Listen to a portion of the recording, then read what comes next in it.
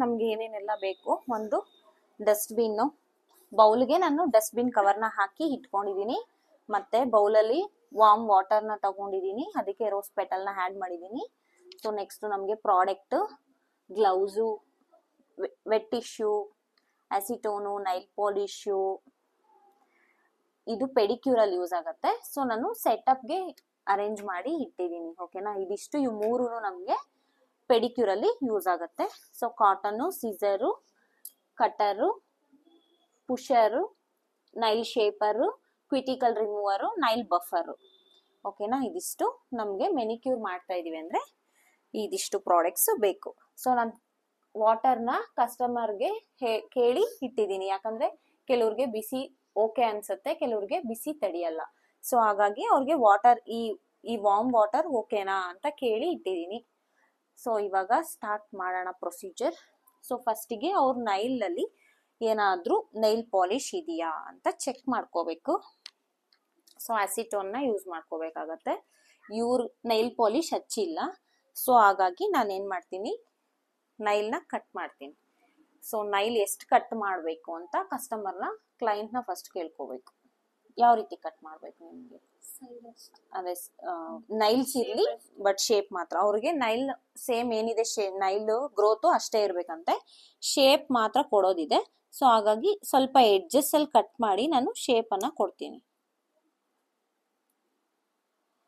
ಮತ್ತೆ ಶೇಪು ಅಷ್ಟೇ, ಅವ್ರಿಗೆ ಯಾವ ಶೇಪ್ ಬೇಕು, ರೌಂಡ್ ಶೇಪ್ ಬೇಕಾ, ಯು ಶೇಪ್ ಬೇಕಾ, ವಿ ಶೇಪ್ ಬೇಕಾ, ಕಸ್ಟಮರ್ನ ಫಸ್ಟಿಗೆ ಕೇಳ್ಕೊಂಡು ನಾವು ಶೇಪ್ ಅನ್ನ ಕೊಡ್ಬೇಕಾಗತ್ತೆ.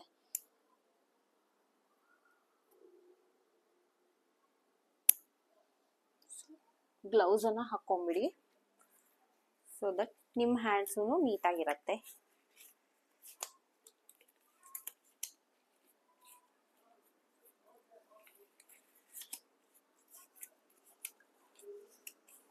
ಸೊ ಈ ರೀತಿ ಒಂದು ಏನಂತೀವಿ, ಈ ರೀತಿ ಬೆಡ್ಶೀಟ್ನ ಸೊ ಒಂದು ಅವರಿಗೂ ಕಸ್ಟಮರಿಗೂ ಒಂದು ಕ್ಲೈಂಟಿಗೂ ಒಂದನ್ನ ಯೂಸ್ ಮಾಡೋದಿಕ್ಕೆ ಕೊಡಬೇಕು. ಅವ್ರ ಡ್ರೆಸ್ಸು ನೀಟಾಗಿರ್ಬೇಕು, ಗಲೀಜಾಗಬಾರ್ದು. ಇನ್ನೊಂದು ನಾವು ಯೂಸ್ ಮಾಡೋದಿಕ್ಕೆ, ಸೊ ನಾವು ನೀಟಾಗಿರ್ಬೇಕಲ್ಲ, ನಮ್ಮ ಡ್ರೆಸ್ಸನ್ನು ಹಾಳು ಮಾಡ್ಕೋಬಾರ್ದು. ಸೊ ಆ ಪರ್ಪಸ್ಗೆ ಅವರಿಗೊಂದು ಬೆಡ್ಶೀಟ್ ಅನ್ನ, ಡಿಸ್ಪೋಸಬಲ್ ಬೆಡ್ಶೀಟ್ ಅಂತ ಹೇಳ್ತೀವಿ ಇದಕ್ಕೆ, ನಾವೊಂದು ಯೂಸ್ ಮಾಡೋದಿಕ್ಕೆ ಅವರಿಗೊಂದು. ಸೊ ಅದೇನೆಲ್ಲ ನೈಲ್ಸ್ ಎಲ್ಲ ಕಟ್ ಮಾಡ್ತೀವಲ್ಲ, ಸೊ ಅದೆಲ್ಲ ಫ್ಲೋರಲ್ಲೆಲ್ಲ ಮಾಡೋದ್ ಬಿಟ್ಟು ನಾವು ಏನ್ ಯೂಸ್ ಮಾಡ್ತಿರ್ತೀವಲ್ಲ, ಸೊ ಇದ್ರ ಮೇಲೆನೆ ಹಾಕೊಂಡು ಇದನ್ನ ತೆಗೆದು ನೆಕ್ಸ್ಟ್ ನಾವು ಡಸ್ಟ್ಬಿನ್ಗೆ ಹಾಕೊಂತೀವಿ. ನೀವೊಂದು ಹೋಮ್ ಸರ್ವಿಸ್ ಕೊಡ್ತಾ ಇದ್ದೀರಾ ಅಂದ್ರೆ ಸೊ ಅಲ್ಲಿ ಹೋದಾಗ ಅವ್ರ ಫ್ಲೋರ್ ಎಲ್ಲ ಗಲೀಜ್ ಮಾಡಬಾರ್ದು, ನೀಟಾಗಿ ಮೇಂಟೈನ್ ಮಾಡಬೇಕು. ಸೊ ನಮ್ಮ ಸಲೂನು ನಾವು ಎಷ್ಟು ನೀಟಾಗಿ ಮೇಂಟೈನ್ ಮಾಡ್ತೀವೋ, ಸೊ ಒಂದು ಕಸ್ಟಮರ್ ಮನೆಗೆ ಹೋದಾಗೂ ನಾವು ಅದೇ ರೀತಿ ಮೇಂಟೈನ್ ಮಾಡಬೇಕು. ಎಡ್ಜಸ್ ಅಷ್ಟೇ ಕಟ್ ಮಾಡ್ತಾ ಇದ್ದೀನಿ.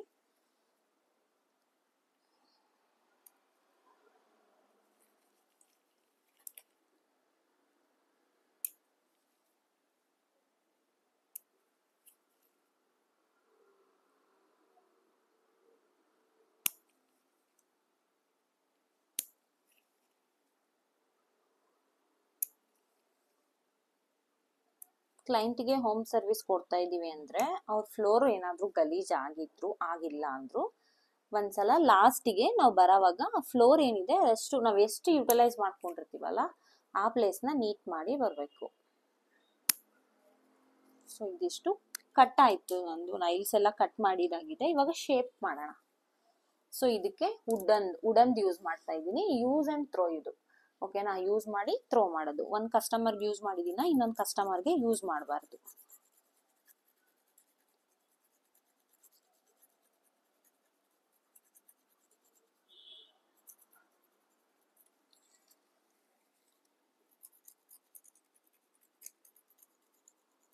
ನೈಲ್ಸ್ನ ಜಸ್ಟ್ ನಾನು ಟ್ರಿಮ್ ಮಾಡಿ ಶೇಪ್ನ ಮಾಡ್ತಾ ಇದ್ದೀನಿ.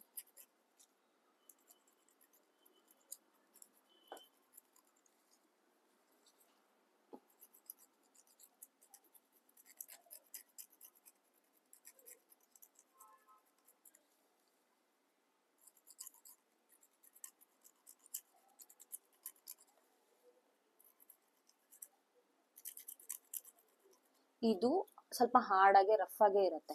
ಸೊ ಜಾಸ್ತಿ ನಾವು ಪ್ರೆಷರ್ ಕೊಟ್ರೆ ಅವ್ರಿಗೆ ಒಳಗಡೆ ಇರುವಂತ ಸ್ಕಿನ್ಗೆ ನೋವಾಗತ್ತೆ, ಸ್ಕಿನ್ ಪೇನ್ ಬರುತ್ತೆ. ಸೊ ಅದಕ್ಕೆ ಲೈಟ್ ಪ್ರೆಷರ್ ಅಲ್ಲೇ ಮಾಡಬೇಕು ನೈಲ್ ಶೇಪ್. ಓಕೆನಾ?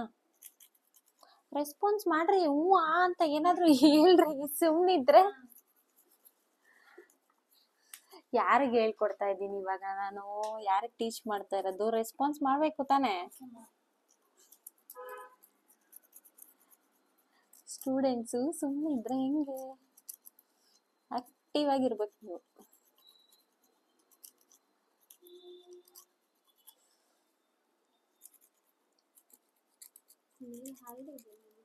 ನೈಲ್ ಹಾಡಿಲ್ಲ ಇದು.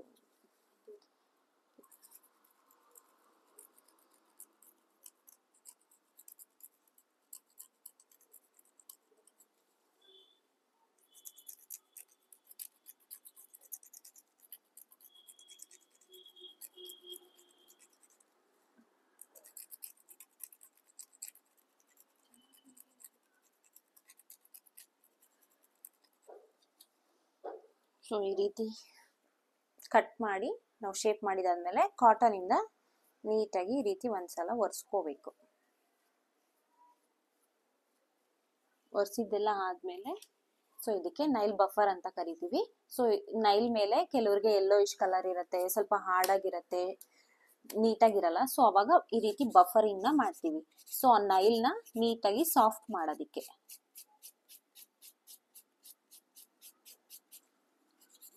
ಸ್ವಲ್ಪ ಶೈನಿಂಗ್ ಬರುತ್ತೆ ನೈಲು. ನೋಡಿ, ಈ ನೈಲ್ಗೂ ಡಿಫ್ರೆನ್ಸ್.